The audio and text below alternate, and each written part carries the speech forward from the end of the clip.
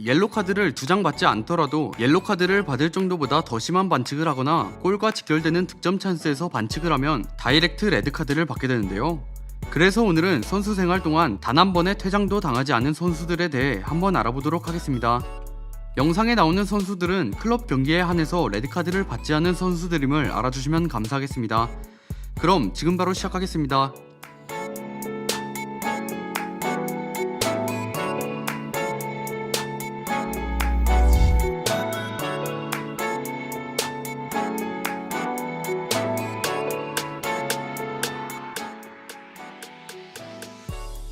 첫 번째로 알아볼 선수는 바이에른 뮌헨과 독일 축구 역사상 최고의 수비수 중 한 명, 필립 람입니다.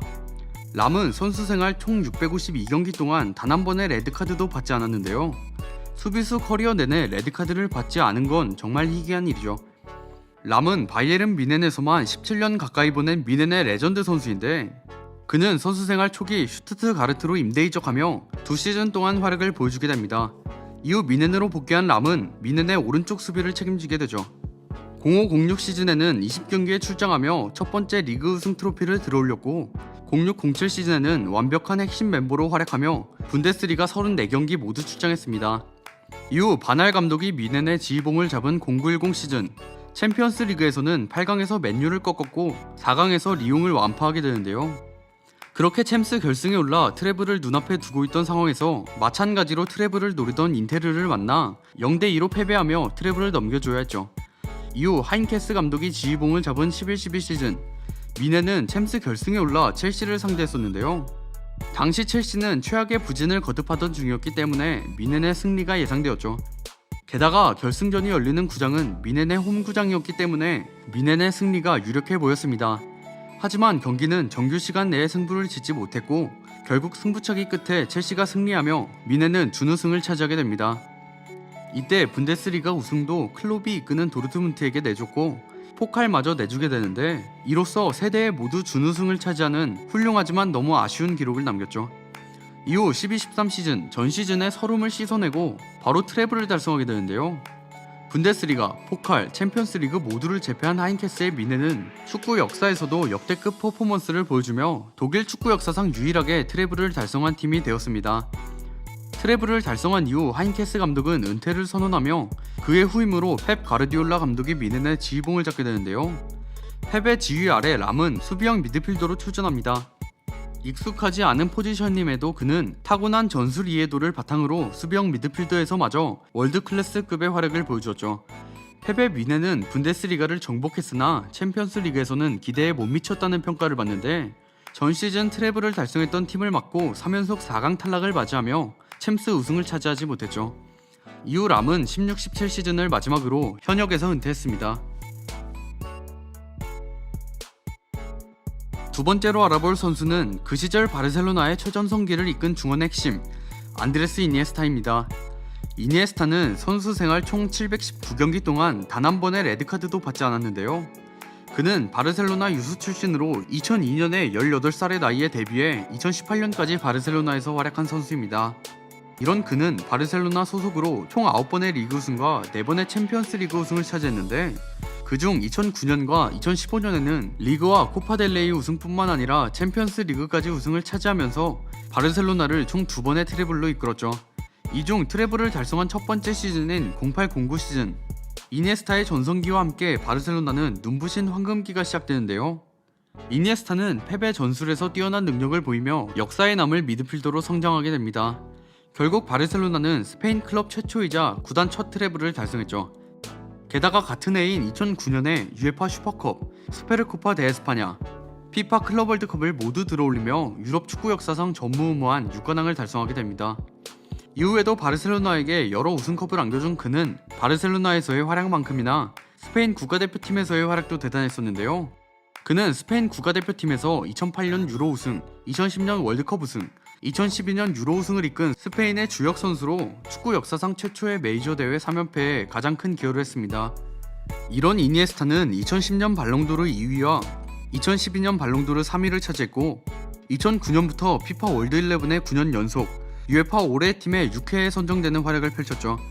현재는 이 영상에 나오는 선수들 중 유일하게 선수 생활을 이어가고 있습니다.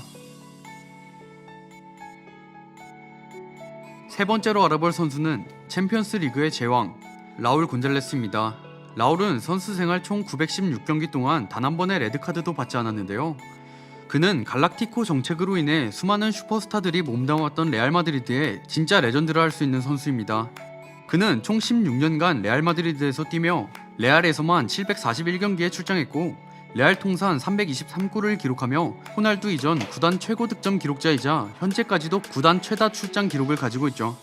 그의 활약 중 특히 돋보이는 활약이 바로 챔피언스 리그에서의 활약인데, 그는 데뷔 이후부터 매년 챔스에 출전해 총 142경기에 출전하며 역대 최다 출장 기록자였고 득점도 71득점을 기록해 최다 득점자의 이름을 올렸던 선수죠. 이런 라울은 1994년 레알 사라고사와의 경기에서 성인팀 경기에 데뷔했는데요. 당시 그의 나이가 17세 4개월로 클럽 역사상 최연소 출전 기록을 세우게 됩니다. 어린 나이에 라울은 데뷔 시즌에 9골을 터뜨리며 레알의 리그 우승을 이끌었죠. 데뷔 다음 시즌에는 40경기에 출장해 19골을 기록하며 팀의 에이스로서 자리를 잡아가기 시작했습니다. 이후 97-98 시즌 라울은 챔피언스리그 결승전에서 유벤투스를 꺾고 우승을 차지하는 데 큰 기여를 했는데요. 결국 챔스 우승을 차지한 레알은 32년 만의 기다림 끝에 비기어를 들어올릴 수 있었죠. 이후 98-99 시즌에 25골, 00-01 시즌에 24골로 득점왕을 차지하고 2000년과 2001년 연속으로 챔스 득점왕을 차지하는 활약을 선보이며 라울은 전성기를 보내게 됩니다. 이때 레알은 발렌시아를 상대로 차지한 챔스 우승 이후 갈락티코 정책을 시작하게 되는데요. 루이스 피구를 라이벌 팀에서 빼오는 데 성공함으로써 갈락티코의 서막을 연 레알은 피구와 라울의 맹활약으로 00-01 시즌 라리가 우승을 차지할 수 있었죠. 이 당시 라울은 24골을 기록하며 득점왕까지 차지했습니다. 이후 레알은 지단까지 영입하며 막강한 공격진을 이루었고 이들의 활약으로 레알의 9번째 챔스 우승을 이끌었는데요. 챔스 결승전인 레버쿠젠전에서 라울이 선제골을 기록했고 이후 지단의 환상적인 발리슛으로 팀을 2대1 승리로 이끈 경기였습니다. 이후 레알은 09-10 시즌 갈락티코 2기를 선언하며 다시 한번 막대한 자금을 풀었는데요. 이때 라울은 벤제마와 이가인과의 경쟁에서 패배하며 레알 마드리드를 떠나게 됩니다.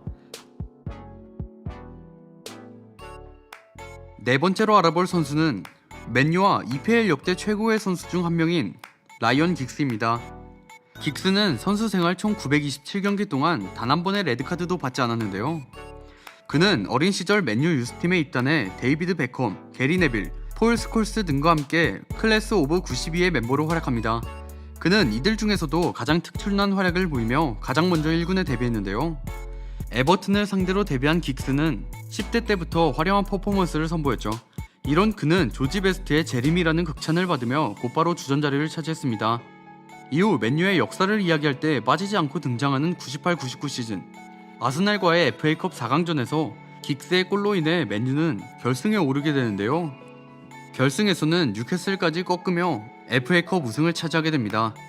챔피언스 리그에서는 조별리그부터 바르셀로나, 바이에른 미넨을 만나며 힘든 싸움을 펼쳤는데 바르셀로나와 미넨을 상대로 모두 무승부를 거두며 2승 3무로 간신히 토너먼트로 진출하게 되죠.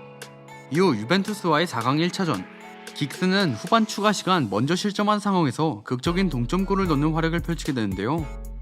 하지만 2차전에서 인자기에게 2골을 허용하며 맨유는 탈락 위기에 놓이게 됩니다. 이런 상황에서 맨유는 3골을 추가하며 극적인 결승 진출을 이끌어냈죠. 결국 맨유는 미넨과 챔스 결승에서 맞붙게 되는데 이번에도 역시 선제골을 내주며 1대0으로 끌려가고 있었습니다. 그렇게 후반 추가 시간까지 1대0이 계속되자 미넨의 승리가 거의 확실시되는 분위기였죠. 하지만 베컴의 코너킥으로 인해 승부가 뒤집히기 시작합니다. 교체 투입된 셰링엄과 현재 맨유의 감독을 맡고 있는 솔샤르가 추가 시간에만 2골을 득점하며 캄프누의 기적을 만들어냈죠. 이렇게 맨유는 잉글랜드 클럽 최초이자 유일한 트래블을 달성하게 됩니다. 트래블 이후에도 맨유는 EPL 3연패를 기록하며 유럽의 강호로 자리매김하는데요. 07-08 시즌에는 챔스 결승에서 첼시를 꺾으며 비기어를 들어올렸죠. 이때까지도 긱스는 훌륭한 모습을 보이며 맨유의 기둥으로 활약했습니다. 하지만 그도 30대가 넘어가자 신체 능력이 서서히 떨어지기 시작했는데요. 결국 긱스는 윙에서 미드필더로 포지션을 변경했고 성공적으로 적응하며 맨유의 리그 2연패를 이끌었죠. 그 후 그는 맨유에서 활약 후 은퇴하고 나서 맨유의 코치 생활을 했고 데이비드 모예스 감독의 경질 이후 감독 대행으로 활약하는 모습도 보여주었습니다. 현재는 웨일스 국가대표팀의 감독으로 활약하고 있죠. 지금까지 커리어 동안 단 한 번의 레드카드도 받지 않은 선수들을